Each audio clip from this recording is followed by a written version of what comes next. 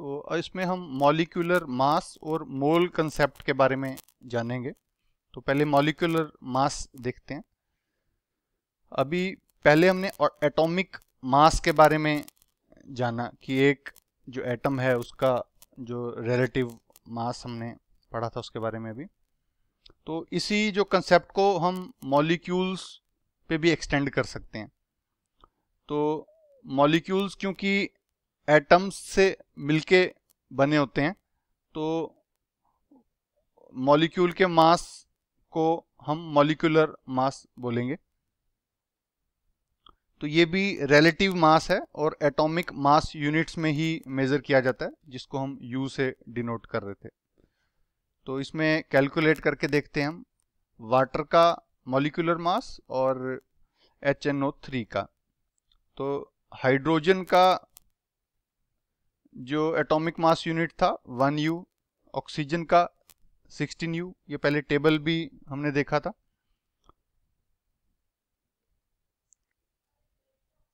तो molecular mass water का कितना होगा?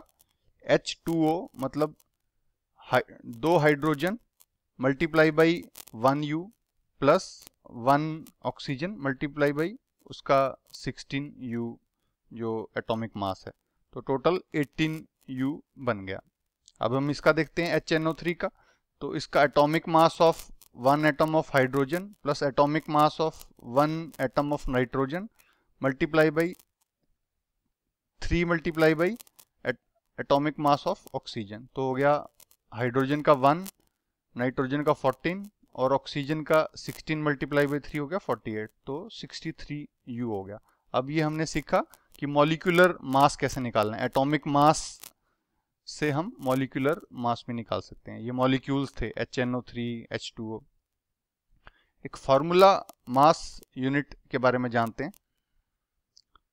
तो एटॉमिक मास सारे एटम्स का जो उस कंपाउंड के अंदर है, कोई भी सब्सटेंस है,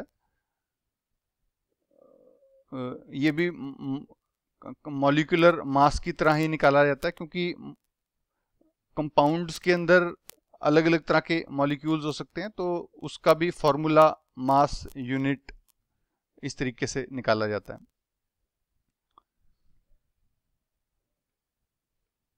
तो ये वहां यूज किया जाता है जहां पे मॉलिक्यूल्स की जगह आयंस हैं जो सब्सटेंस के अंदर। जैसे सोडियम क्लोराइड के अंदर NaCl जो है उसका फार्मूला मास यूनिट बोला जाएगा उसको, क्योंकि मॉलिक्यूलर आयन है तो मॉलिक्यूल्स नहीं है, तो उसको फार्मूला मास यूनिट उसका बोला जाएगा।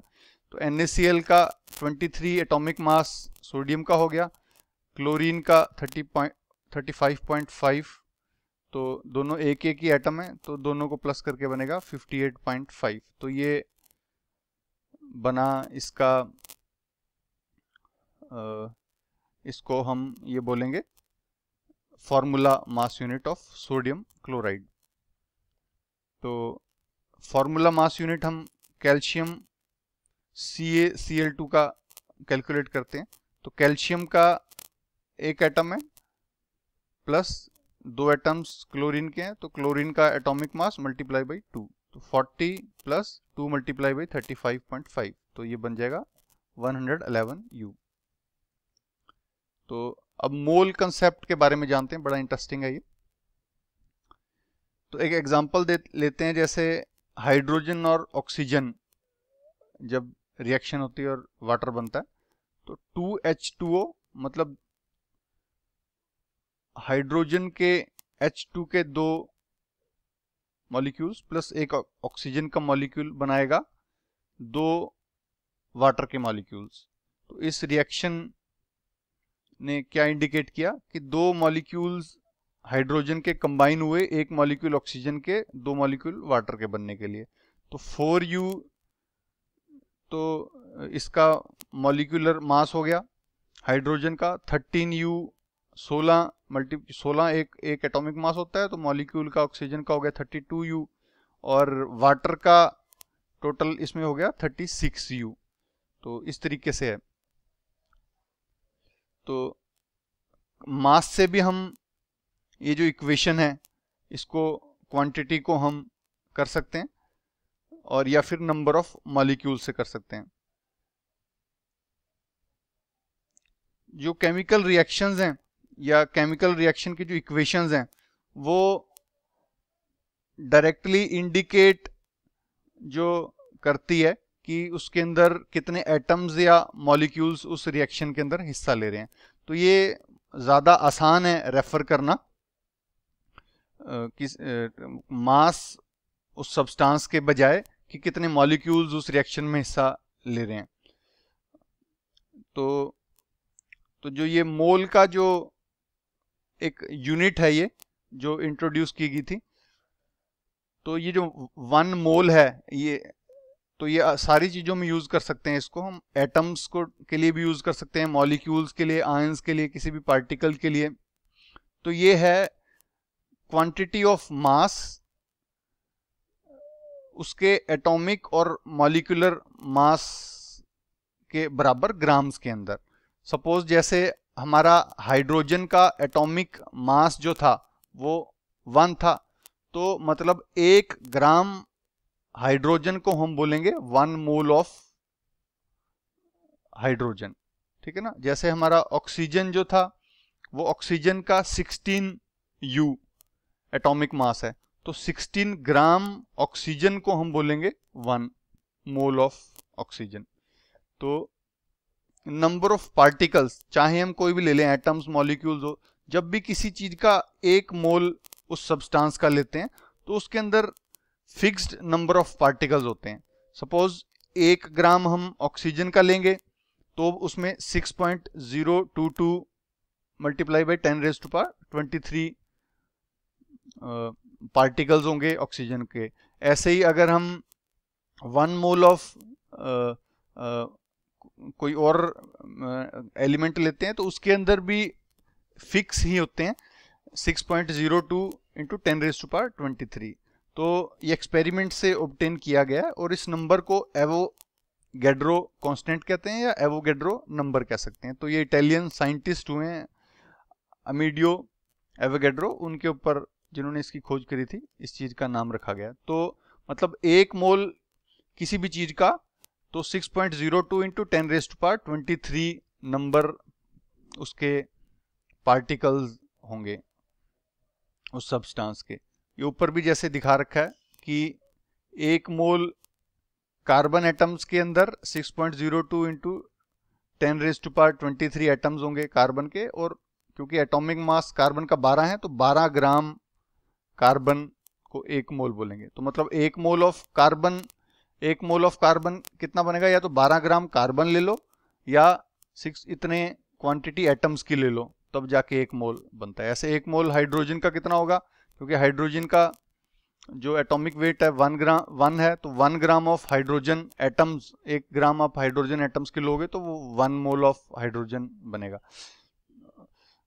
1 मोल ऑफ हाइड्रोजन एटम्स बोल सकते हो उसको। या आप ये एटम्स हाइड्रोजन इसलिए हम बोल रहे हैं क्योंकि हाइड्रोजन मॉलिक्यूल लोगे तो उसका कुछ और 1 मोल का ज़्यादा निकलेगा, क्योंकि एक उसमें तो मॉलिक्यूल्स, और अभी हम एटम्स की बात कर रहे हैं, मॉलिक्यूल्स की बात नहीं कर रहे हैं। उसमें 1 मोल हाइड्रोजन के अंदर ये सेम क्वांटिटी होगी। तो आप ये देख रहे हो कि सारी किसी भी चीज के हम 1 मोल ले रहे हैं उसके अंदर नंबर ये सेम है। जैसे 1 मोल किसी भी चीज का ले लो आप, एटम्स का 1 मोल ले लो, या उस एलिमेंट के अंदर जो मॉलिक्यूल्स है उसका 1 मोल ले लो, या उसके कोई आयंस का 1 मोल ले लो, हर एक के अंदर इतने जो एक नंबर है 6.02 इंटू 10⁻23 एवोगैड्रो नंबर के जितने तो उसमें पार्टिकल्स होंगे, और उस एटम का जितना एटॉमिक मास कह लो, या मॉलिक्यूल का जो एटॉमिक मास होगा, या आयन का जो एटॉमिक मास निकलेगा, उतने ग्राम जो चीज है वो उसको 1 मोल हम बोलेंगे। तो यही नीचे भी मॉलिक्यूल्स के बारे में बता रखा है। तो इसको ये देखते हैं कि 1 डजन में जैसे 12 एक डजन होता है, ग्रॉस को 144 होता है, तो 1 दर्जन कोई भी चीज हो सकती है, 1 दर्जन बनानास हो सकते हैं, 1 दर्जन कोई भी चीज, दर्जन ले लो आप, दर्जन चूड़ियां होगी, तो उसमें 12 ही होती हैं। तो ये मोल काफी फायदे का, जो काफी इंपॉर्टेंट जो चीज है, जो इसके अंदर आगे देखते हैं।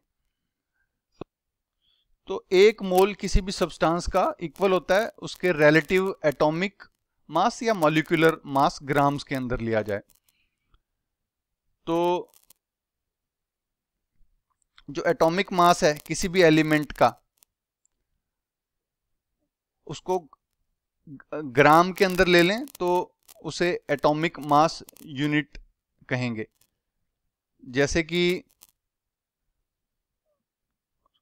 एक मोल एटम लिए हमने किसी सब्सटेंस के, तो उस मास को हम मोलर मास भी कह सकते हैं। जैसे 16 ग्राम जो ऑक्सीजन है वो एक मोल ऑक्सीजन का हो गया, और मोलर मास हम क्या बोलेंगे, कितना है ऑक्सीजन का, तो 16 कहलाएगा। तो इसमें न्यूमेरल जो एटॉमिक मास में तो यू लिखा जाता है, उसको जी में कन्वर्ट कर दो तो वो मोलर मास बन जाता है। जैसे हाइड्रोजन का एटॉमिक मास 1 यू था, तो हाइड्रोजन का मोलर मास कितना बन जाएगा, 1 ग्राम। तो इस एक मोलर मास क्योंकि 1 ग्राम है, तो एक मोल के अंदर हमेशा कितने एटम्स होंगे इसके, 6.02 इंटू 10⁻23।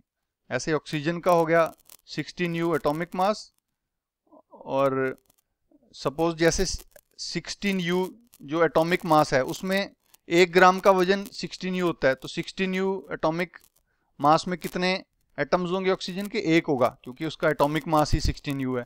ऐसे ही 16 ग्राम हम ऑक्सीजन ले लेंगे तो वो 1 मोल ऑफ एटम्स बन गया। 1 मोल मतलब उसमें 1 मोल और एक मोल के अंदर कितने होंगे एटम्स, 6.02 इंटू 10⁻23, मतलब 16 ग्राम ऑक्सीजन लेंगे तो वो 1 मोल एटम्स का बनेगा, और उसके अंदर इतने क्वांटिटी एटम्स की होगी, ये ऑक्सीजन की एग्जांपल के अंदर।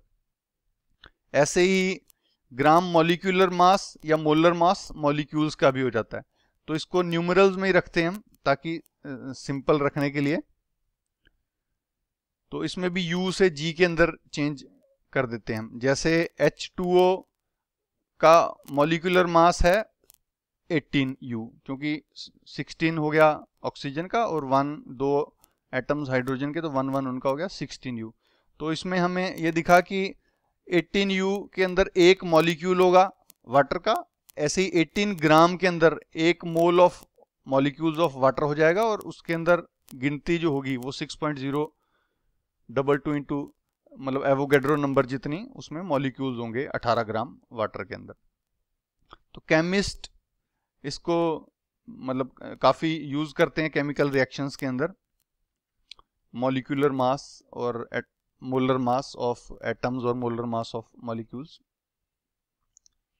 तो हमेशा 1 मोल होगा वो एवोगैड्रो नंबर जितने उसमें पार्टिकल्स होंगे, और उसको जितना उस रिलेटिव मास ग्राम्स के अंदर इक्वल जो होगा, एटॉमिक मास को हम ग्राम्स के अंदर ले लेंगे तो वो 1 मोल के बराबर हो जाएगा। तो मोल जो केमिस्ट उसको काउंटिंग यूनिट लेते हैं। ये 1896 में विलहेल्म ऑस्टवर्ड जिन्होंने ये टर्म मोल यूज स्टार्ट करने की थी, उन्होंने, मोल का मतलब होता है हीप या किसी चीज का ऐसे ढेर लगाओ या पाइल लगाओ, तो मॉलिक्यूल्स का या एटम्स का सपोज पाइल लगाओ, तो इस तरीके से। तो 1967 में इसको हम यूज करने लग गए इस मोल वर्ड को, क्योंकि एज कि ज्यादा सारा ढेर एटम्स का मॉलिक्यूल्स को उसको मोल के अंदर यूज करने लगे।